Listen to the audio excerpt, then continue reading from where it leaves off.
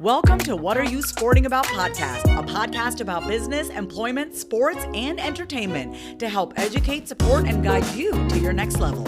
Here's your host, attorney Savania DeBarros.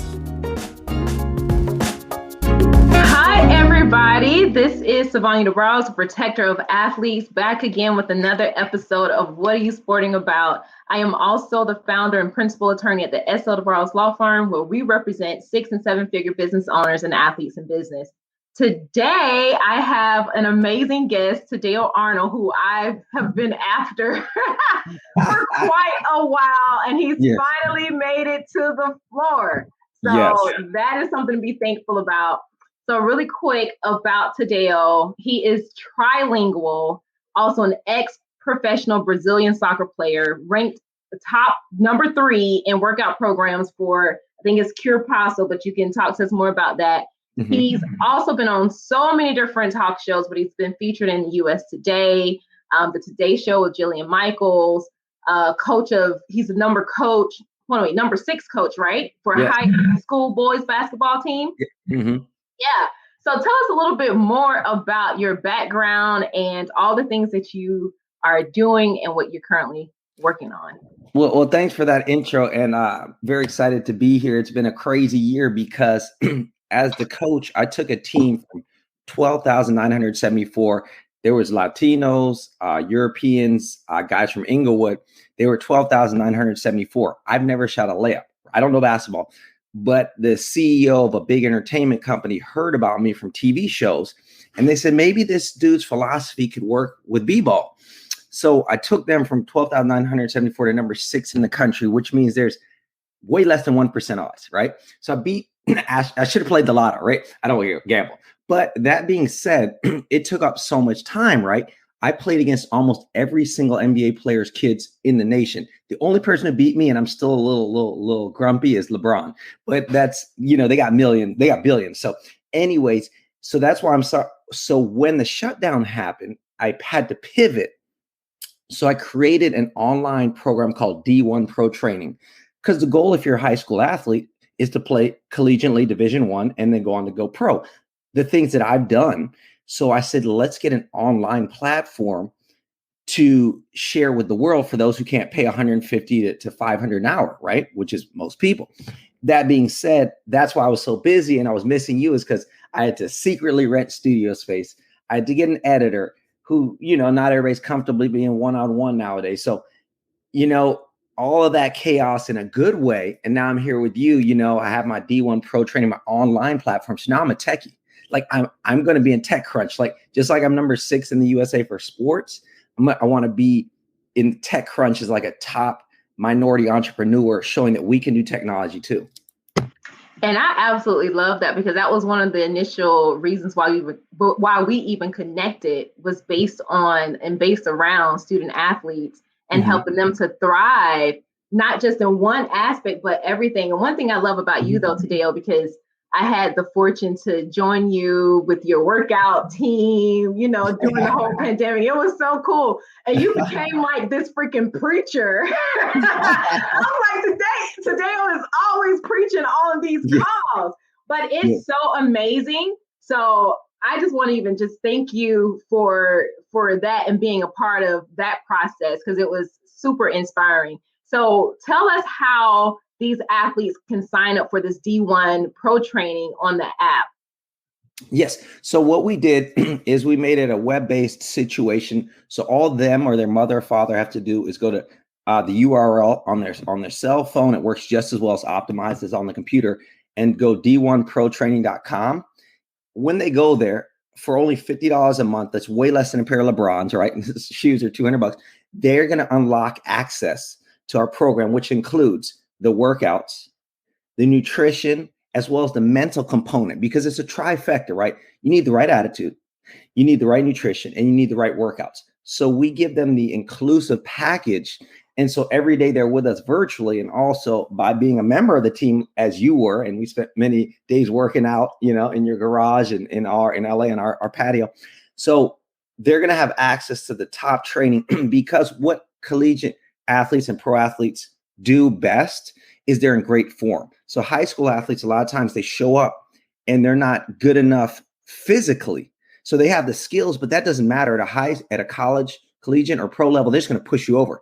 So we're going to strengthen you, get you quicker, more agile in this time together, which gives them a better chance of being a state champion, which we did in California, the biggest state, or playing collegiately and getting recruited to D1, which a lot of our players did. I want to say this. So one thing that I haven't made $1 million yet. I'll be honest with you. I should have, but my contract didn't read that way, right?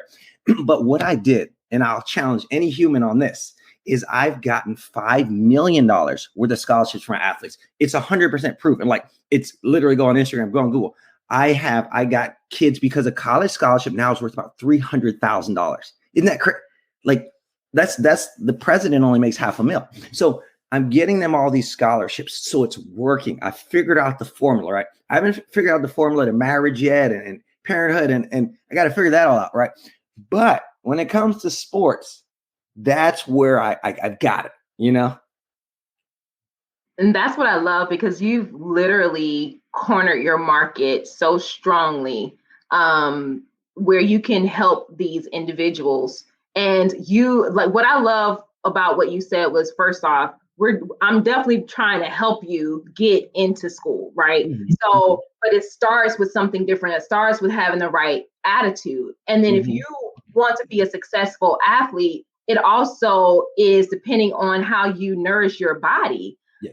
But one thing that I got a chance to experience on your video calls was how technique heavy the workouts were. And it put me back in the space of high school track and field that I loved, okay? Because everything is so technique driven. And a lot of people, I think, miss their opportunity because the technique lacks. They have the talent, but the technique is just not there. And so there's so much room that you're missing to be technically the best. Yes. But I'm sure that these athletes will get a lot of goodness out of this program that you have created.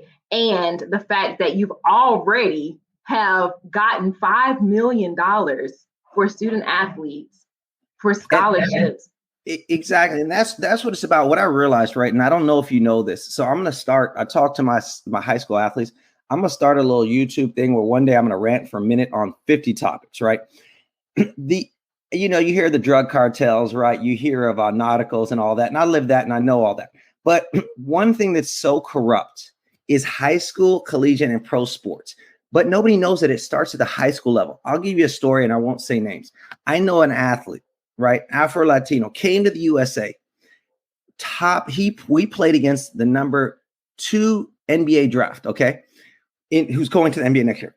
He was a superstar, top energy, almost a 4.0. I have his transcript on my phone. Almost a 4.0, bilingual, best attitude, and pretty tall, like 6'9", right? So which was a good height. You know where he went to college? He didn't, because the other coaches wanted to package him with somebody else. And when the schools only wanted him because he's tall and good grades, not the other kid, he kind of get lost by the wayside. So therein lies. And then another coach sent him to a school because he was getting a couple thousand if he went to some community nonsense. So sports at a high school level, there's so many kickbacks, there's self-interest involved. And it's really sad. You would never think we're dealing with children, right? In their lives, they're losing out on their dream because they're not getting the right training, which I could do, but also trusting their futures with somebody who's not looking out for them. And this story needs to be told. People don't know that. No, that's the truth, because, and I know that it starts with kids. And I would even bet that it starts even younger than high school. People see these kids who have, just innate talent. Yes. And that's the only thing that they foster. And you're right, people are getting kickbacks, right? But this is also another reason why I love, and we're going to go into the other topics, but why I love the conversation around name, image, and likeness for athletes to start really thinking more broader in terms of who they are, what their dreams are, what their dreams can be, and the success that they can start laying out for themselves now.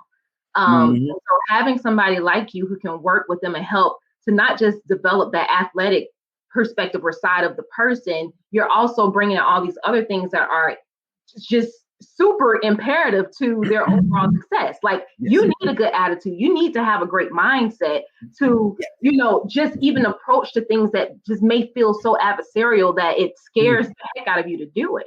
Right? Yes. Because you can miss opportunities if you have too much fear to approach something that could lead to a new opportunity in the future. Correct. And so here's what I feel that student athletes who are on the precipice, like who couldn't make it, need. They need a mentor, right? Some have dads, some don't, or a coach. They need a mentor. They need a business liaison, a business person. Then they need a legal team. So it's kind of like a trifecta. Like you need what I told my high school athlete yesterday. So when I go to college, right, I'm top 6 in the USA for what I do, right? So you can make around $100,000, okay? In LA, you just get by on that. When I transfer to collegiate, it's $300,000 to $700,000. And I'll tell you why I'm talking about money right now.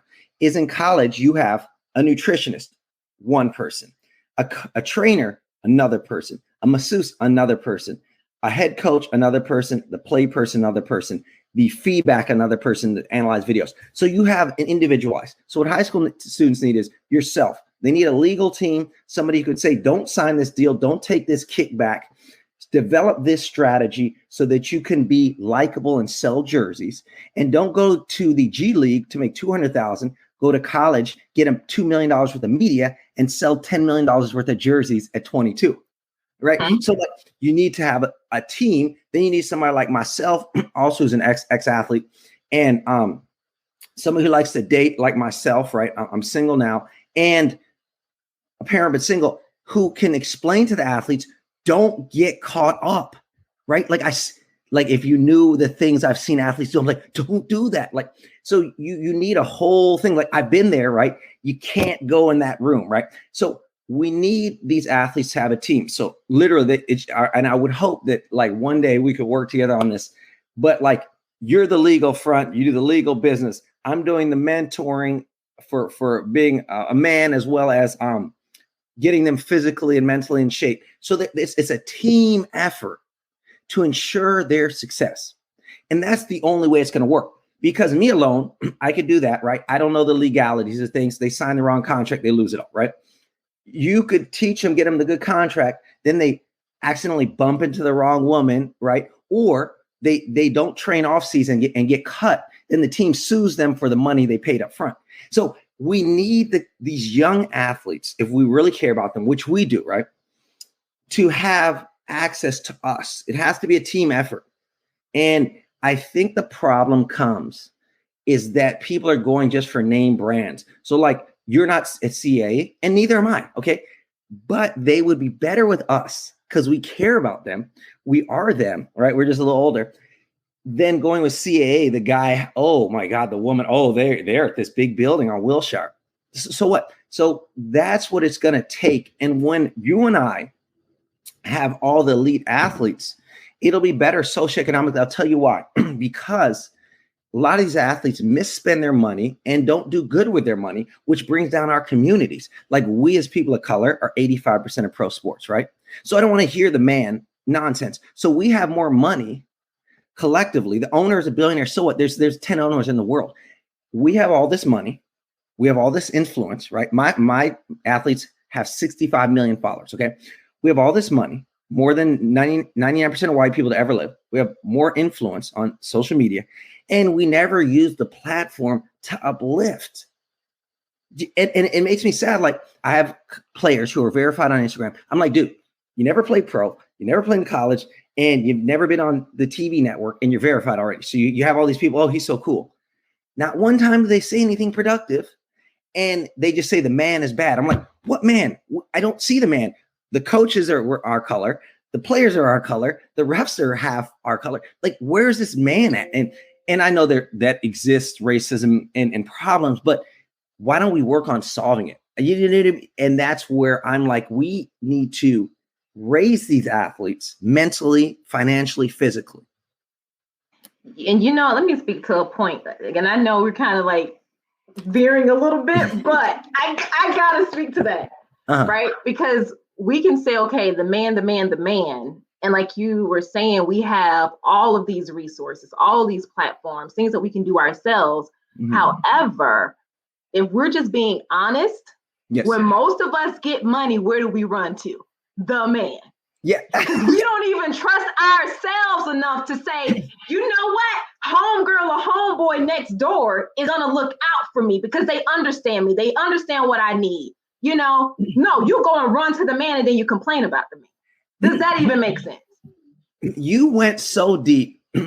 I knew an ex. So a little bit about my background, because people don't know I went to school. So I knew an ex NBA All-Star, right? So his contract read at $20 million. It's public knowledge. So nobody knows this, but I actually went to Wharton Business School when I was 17. They recruited me. So that's the top business school in the world. Tesla went there. And I decided to pursue pro sports and community service, right? All my friends are VPs at Goldman and Sachs, Eden Park, make millions a month. But when I met this pro athlete, right, we worked together, $20 million. Okay. He never could see, like people say to me, why aren't you managing their money, or why don't they invest in you? All the athletes, when they see me, right, they're like, oh, he's just a washed up athlete who never made millions. They can't understand that we could work together. I could help them on some business stuff. You would help them on the legal stuff. They can't see past this, they see us as washed up athletes, but we are business leaders, trustworthy, ethical. You can Google us, like, we have no complaints, no lawsuits. And they run to the man, oh, so-and-so. And I'm like, and it's really, it's disparaging, but it's not, because all it takes is one or two athletes, and then people are flocking to us, you know? And that's why it's important to have like a well-rounded, trustworthy, credible, reputable team, because somebody else can help you make $1 million today. But if you don't know how to keep $1 million, what was it all for? Correct. Right. And so I think sometimes, like, especially, and also for athletes, I'm a former athlete, you know, we work for some, like, that instant gratification. We work to see results immediately. And sometimes that doesn't go over well in business. So you have to set the foundation. And that's the same thing with your program for these student athletes. You have to have a foundation. If you don't set the foundation and build from that, you're not going to have anything. You're not going to be able to show anything. You're not going to be able to prove on anything because you never started with the foundation. So yeah. So and that's where really, and that's why I created this program, is because D1 Pro training. Yes, I'm training you to excel on the court, but I'm also training your core values, your mindset.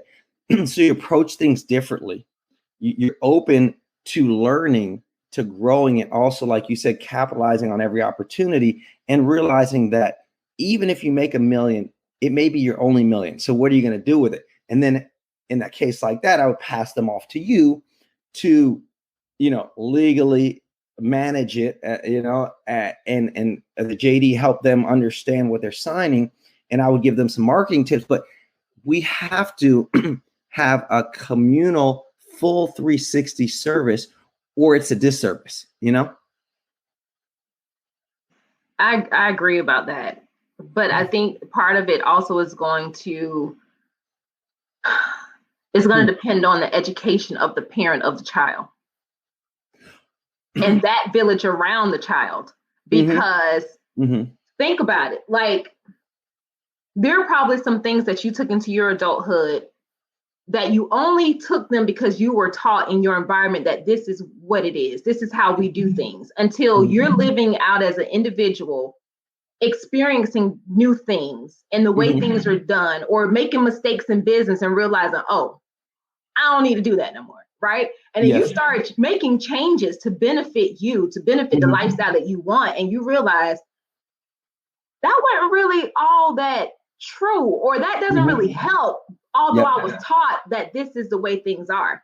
And I think, you know, we have to, yes, we need to educate our kids and our students, but the education has to go a lot deeper to really try to foster that change also in the parents and the environment that the so-called village is providing to these athletes. Otherwise, they're not going to recognize the value add of the team, you know, when it's presented to them. No, yeah, you made a good point, because it is about core values. And if the parents aren't on board, the student can be with you, and at the last second they veer here and it's all undone. Have seen many cases that's unfortunate. So it's something that really needs to be addressed, and it's not, because we have to take more ownership of our community and also our errors, and realize sometimes our parents can be wrong. Sometimes they're right. Respect them, but we have to have a barometer, like an ethics. I hope one day we have an ethics credit score, in the streets or amongst business, like who is this individual? Like, are they really trustworthy? What have they done? What's their for the community, not just for the big dollar? And kids really need that. And as well, you said, when I work with athletes, I always make sure that their parents are on board, because I'm not going to waste my time if not. Like, it's my way or the highway. They're going to eat what I say, sleep when I say, train when I say. If not, peace. Because if the parent goes against me, I'm not fighting them. So that's a great point, is that I look for in the D1 Pro training, like, I don't have that much marketing money, so we're going to market it to the parents. So the parents are, oh, wow, this dude's ethical, can inspire my child and also make them a better athlete. Many parents know their kids won't go on, but it's just as important, sports, even if you don't go pro, right? So I'm marketing to parents. See, you and I are on the same page, because a good parent will want their kid around good people and make sure that they're following the edict and the rules. So that's where, with my marketing dollars, okay, I only have a couple hundred a month, I'm going to go to the parents. You know what I mean? And they get it. Some, and the ones who don't get it, I can't sell myself to it. This is what I'm offering: ethics, results, good vibes. If you want kickbacks, I'm not going to pay you. Do you know what I mean? Like, a lot of parents want money. I'm not going to pay you. I'm serious. Parents want money. So you get to the crux of the problem. I appreciate you seeing that. Man, the mindset is so important. And I like the fact that you are dealing with the parents, because God, if you already have to fight a kid that's going through so many changes, then you got to fight with the parents too. It's like, no. It's not even worth it. No, not worth the trouble. It's so not. Let me ask you this though, because when the Obamas were in office, First Lady Michelle Obama did this huge push for like healthy eating for kids. I also think now she has, if I'm not mistaken, I think there's this show on Netflix where she's a part of. Yeah. Yes. So you are also helping to combat the health crisis. Can you talk to us a little bit about that? Absolutely. So I had a vision, and I've been saying it from mountaintops, screaming it for years. And I never say my ex-partner was a lawyer like yourself. And the one thing he taught me is always show evidence. So I would go to the cdc.gov for the last 10 years. The number one killer in America, not gangs, not HIV, thankfully, not murders, obesity. So I would be screaming this from mountaintops that 50% of us Blacks and Latinos die of obesity. Okay. So I started a grassroots via Cuerpaso training, teaching people to drink water, not soda, right? And I drink soda too, but the balance, teaching people how to work out, even outdoors. In New York City, we used to work out on the streets using the stoplights to do pull-ups and stuff. But so I've been fighting this for literally a decade to bring to light the value of nutrition and fitness, especially for us people of color who are predisposed to hypertension. So I'm determined this year, right? I just got turned out for 100,000 from the feds. I'm determined this year to raise 1.5 million for Cuerpaso to end the obesity epidemic in the African American Latin community with my online platform, because I have an adult version and a kids version already done, tried and true, have saved thousands of lives. And when I pitch to investors, this is what I say: the investment in me, I'm going to get you a nice ROI. We're going to make money. I already make money. Like, I'm not in the red. There's very few people who say that. I owe nobody one penny. But we're going to take this investment of yours. We're making millions of dollars. But here's my mantra: let's save a couple million lives and make a couple $1 million. And I've proven it on a micro level. I've made thousands and I've saved thousands of lives. All I need is to scale it out with technology, with an investor, so we can market it, so we can get better servers, more videos, let people know about it. But that's my goal. And, people used to laugh at me. They're like, you should have gone to finance. Like, why didn't you use your degree to go there? The reason that COVID, and I'm going to talk about this for a sec, the reason COVID-19 shut down the world, two reasons. A, the governor put sick people in old folks home. People don't have a defense system. They're going to die within 2 years at that state. And then the Blacks and Latinos in New York were so obese. They had 2 underlying conditions. So the COVID killed them and everybody panicked. Now, had my program been initiated, they would not have had the obesity, and 90% plus of them would have survived. So like there's irrefutable. Like anybody from Harvard, there's nobody in the world who can argue these are facts. So I'm determined to raise the money, save millions of lives, make millions of dollars, and show that you can make money ethically. Had I gone to Wall Street, I would be a millionaire. Yes. But would I have done unethical things? Absolutely. So I'm like, hey, I'm still young enough to get rich, like I still can get married, have a nice life in the future. So I'm glad I didn't rush it and stay true to my calling. And the kids' lives who I'm saved, like who have gotten off diabetes medication, because the doctors make more money giving medication. So this is something that I'm determined, like this year, I'm going to do it. I'm going to find a way. So that's what I'm doing for our community. Because without health, I tell government employees, these senators, I tweeted at ALC, I'm like, okay, so what's this point of $1,000 if I'm dying of obesity? Like, hire me, let me help these people out, and let's make the world better. And I'm glad that you said you wouldn't be living like that passion, because that's your purpose. You can go into a job, make $1 million, but will you truly be fulfilled? Probably not. Right. Yeah. So we look at all these people, and when I say instant gratification, we look at all these people who have been in positions of instant gratification. They've made $1 million. They probably made more than $1 million. Mm-hmm. And they're the most miserable people ever. Correct. They're not really making any change or no impact whatsoever. Mm-hmm. You are, to me, like a shining light for a lot of athletes who dream of going pro, but you can show them like, hey, going pro ain't everything. I'm still living in my purpose. I still have done something amazing. Like, you've created tech. Okay. I don't even know where to start for tech. You know what I'm saying? But you've created tech. You created a company that people can look to and say, you know what?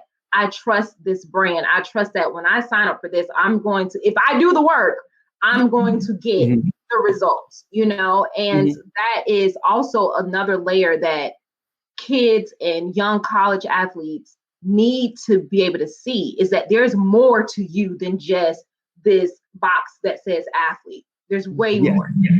Yeah. And that's why they need somebody like yourself, because what they don't understand, when I used to teach in high schools, I would say when I'd show the NCAA, like I said, I always go to the CDC or NCAA. I never say, don't trust my word. I Google it and show them on the projector.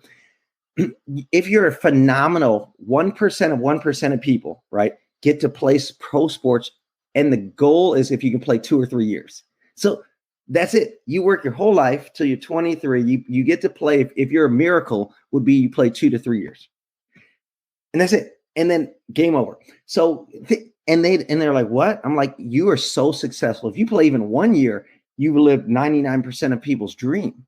So they need someone like yourself. Okay, what do we transition into? Or if I made $1 million or $500,000, how do I make it last? Because if you play 2 years at any pro sport, I'm like, you're literally, because 1% of people go D1, and then 1% of those go pro. I mean, it's way less than the lottery. So that's why I think it's really important that they have somebody like yourself to get a long-term vision. And I in the interim, just tell them, hey, look, no, it's not forever. Not being negative, but it can't be forever. That is just so true. But I want to ask you something, because with whether you are an athlete or not, if you are a business owner or you're someone who wants to create something as phenomenal as you have, Tadeo, there has to be a level of balance involved. So you work with, I would probably say maybe 3 types of people. So you work with celebrities, you work with high school students, because I think you are still a basketball coach, right? Or a soccer coach? Yes, a basketball, soccer, but more basketball at this point. Okay. And now you're working with the college market. How do you balance the needs and the services of all of these 3 different demographics? So you have to be incredibly organized. And that's why people down college nowadays, but they don't understand, you need systems and you need organizations and you have to play the game, right? So in school, I learned how to balance things, and I never had to cram or do an all-nighter. So it's the same with business. Like I compartmentalize, like these hours are for this, these are for this, these are for this, and that's for fun. So I break it up, I divvy it up that way. And it's so ingrained in me from college. Like I said, it's sad to me, college is getting a bad rap. I think it's the best thing. Even if you learn just how to make a friend, that's a valuable lesson. So that organization is what allows me to totally divvy up my time. And one thing that that I wanted to do when the shutdown happened, a lot of college coaches were thinking about bringing me in because they saw the success. Because LMU is $70,000 a year. The coaches came to see my players, recruited them. Pepperdine, $70,000 a year. So all these college coaches met me and saw what I was doing. They'd never seen such a transformation in mindset and physique. So I was trying to transfer to college so I could just do one thing. So the shutdown happened. I had to restructure. We went tech, which was a blessing. But you need to have that organization divided up, divvied up. But next year, I'm considering what I want to do is transfer to a college so I can give 100% to the collegiate athletes, right? Get them to a national title game. And also by then the tech app will be running itself. You see what I mean? So I think you should start divvying and then say, you know what? I want to delve more full-time into this. And it's important, I think, to have that balance so I can understand all aspects of life.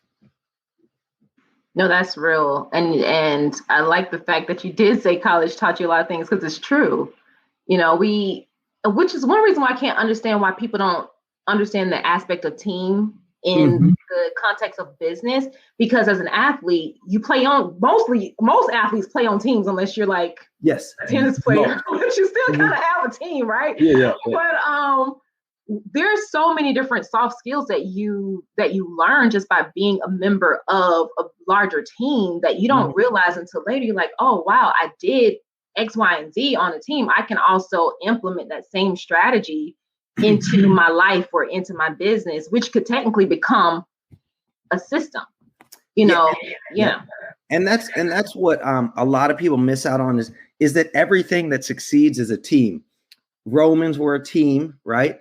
The Christian crusades, everything since the dawn of man and humankind and woman is a team effort. Villages, Native Americans, and successful businesses, the team is their startup, so they get these stock options, right? I know people at a .com who did well when they went public. It was a team, literally, like I saw it. Like, so successful businesses focus and do that, but most people think me, and I think because of social media, because it's all about me, not a team. Although the fact is, I have some friends who are Instagram superstars, right? They have a team. You don't see the team. They got the videographer, they got the editor, they got the person booking flights, they got the person who's promoting so they hit the algorithm correctly. They got the person who's hitting up all the sponsors, person checking to make sure that $5,000 for a post came through. That's a whole team, but you only see my face in Instagram, so you don't see the team. Whereas we grew up, there was no Instagram, so it was you saw the team, like the 20 men and women. And so that's what we need to explain to people is behind this iron curtain, the Wizard of Oz. Every person on Instagram with a big following, I know some of the biggest, they have more people. The more successful you are, the more team you have. And it's you gotta true. treat them good. It's true. Like I just had a new hiring. I lost my old law clerk. She went and took the bar. Oh, so I'm cool. like, yeah. And I was like, oh my gosh, I need more hands. And so I had to do some more hiring. But it's true because only you as one person can do so much. And you may be able to wear all these hats or whatever, starting out in the business. But if you really want to scale and you really want to grow, you have to be able to delegate some of that stuff to somebody else so that you can focus on what I call substantive issues. I couldn't even get it out. But yeah, so the team is so important because it will help you to grow. It will help you to turn things over a lot quicker. I don't know, I guess, like, is there some advice for a student athlete who is building now maybe some type of business foundation, some entrepreneur aspect that they want to achieve? Like, who could be their team outside of the athletic team? Yeah, I mean, maybe another kid, another student. That's a great point. So I saw this and I encourage kids to do this. Our brother's at Yale now. He's a sophomore, right?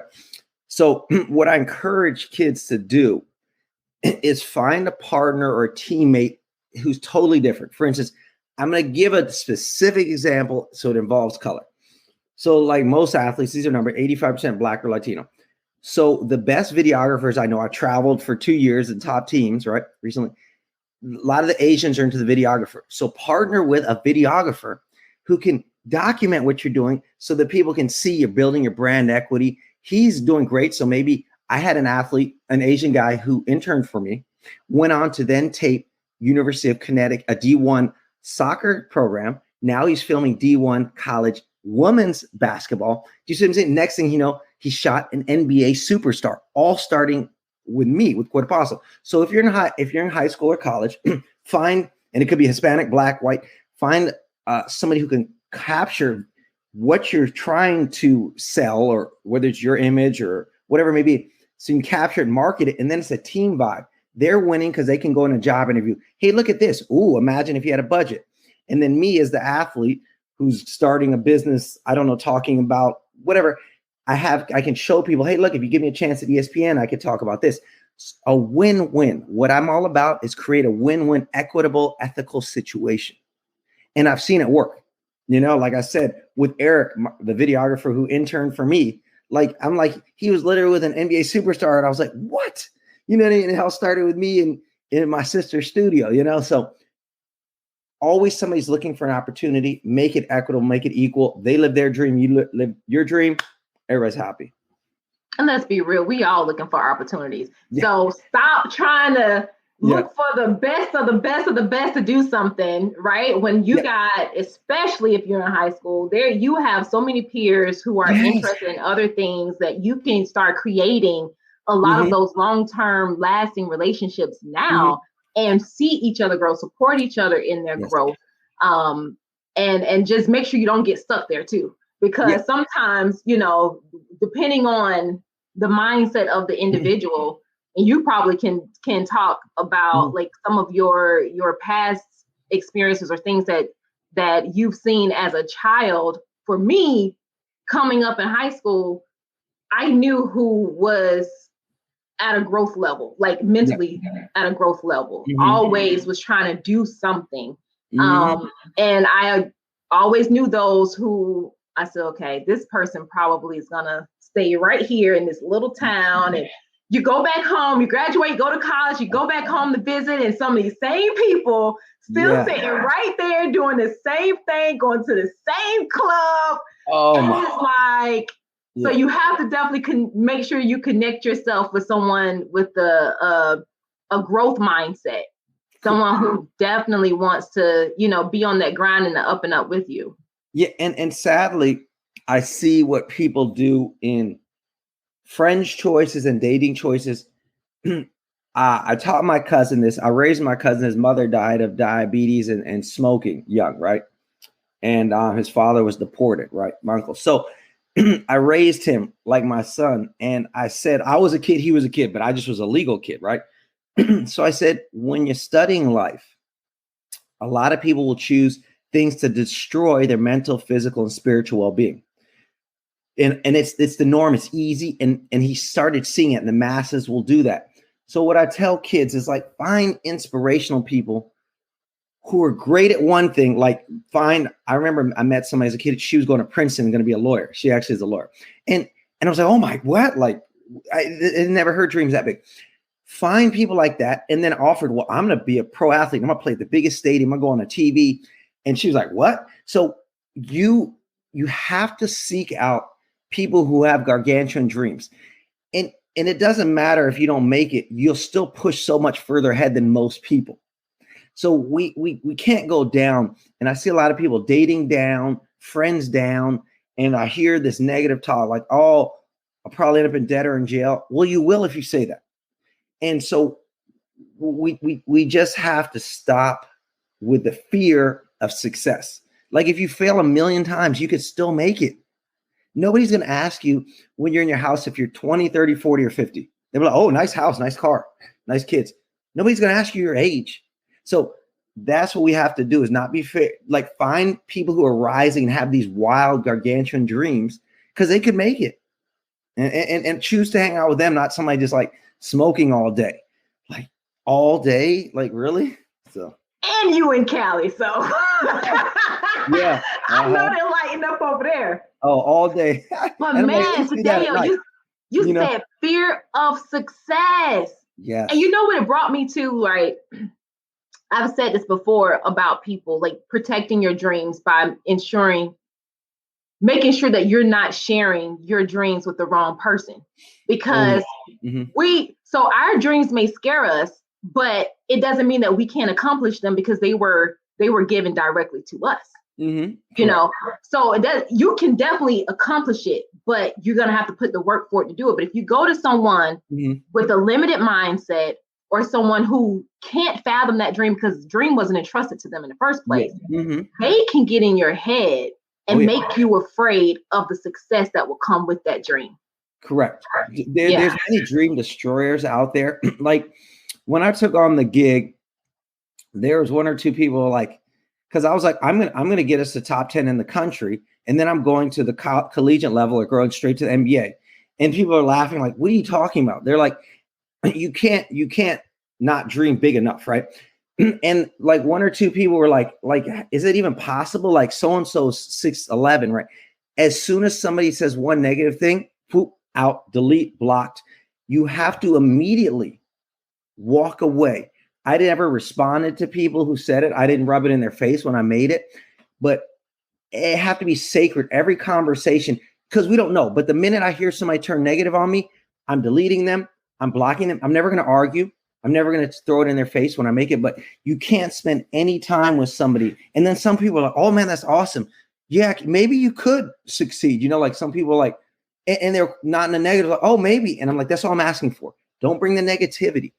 Soon as you see that, you have to run. It's a cancer. It's insidious. It will literally destroy them and you. So, got to clear yourself. Nobody in your phone book should say anything except, I hope you make it. I just tell people, send me good vibes. Like, don't even question how or why. Just believe in me. That's it.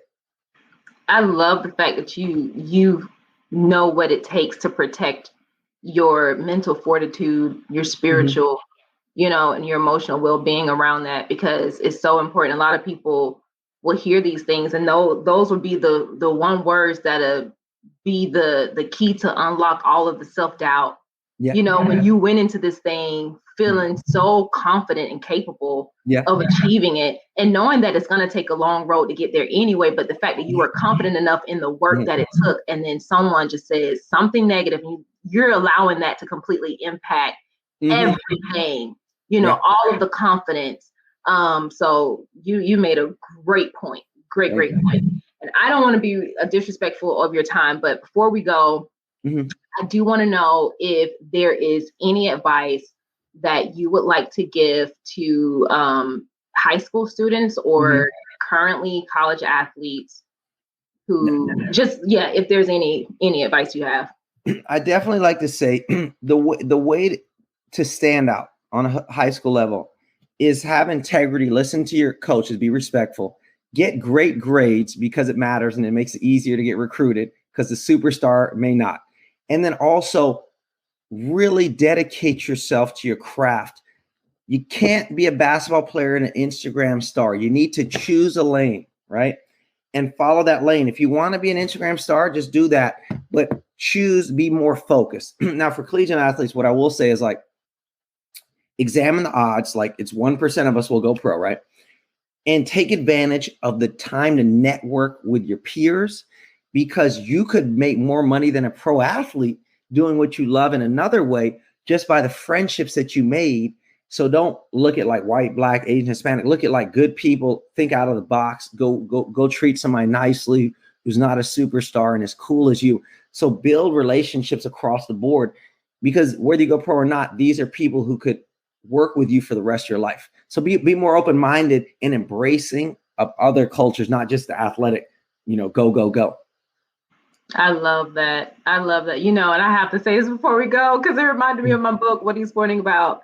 In the back of this book, I talked to the college athlete about doing study abroad, doing something to get you out of the one neighborhood that you've only been in, because it's something about seeing other people and other cultures where it just unlocks all of these opportunities and ideas and new perspectives about what the world is really like. Like, have you ever heard somebody, man, if I had money for every time I ask someone to go on vacation or a trip with us international, they're so afraid to go international. But you have all of these killings in America, you know, and sorry to bring this up, but, you know, as a Black man in America, you're more likely to be shot by the police than you are going abroad on vacation. And see, you just unlocked a whole nother level of just success, is living around the world, seeing the world. And it's so imperative, like, because you only have a skewed version if you only know the American version.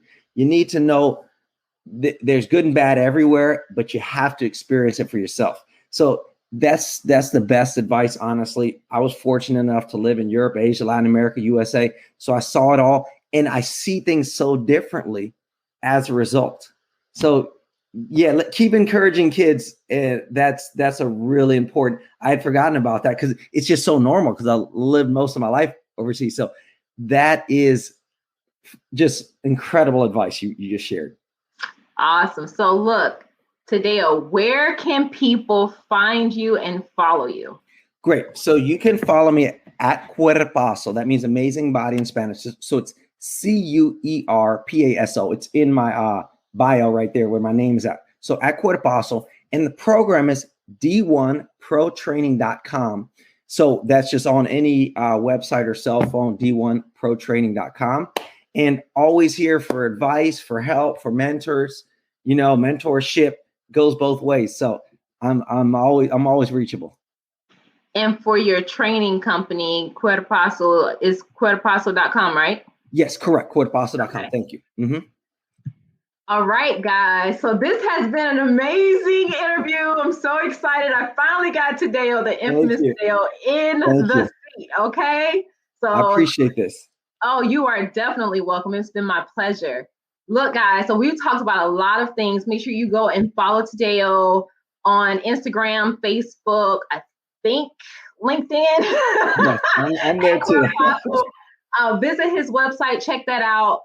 For the student athletes, high school, college, make sure you check out D1ProTraining.com. You are going to want to definitely be part of this new class of, or should I say, new class of athletes who have the ability to work directly with him. Because look, we've been talking about teams. This thing is going to blow up.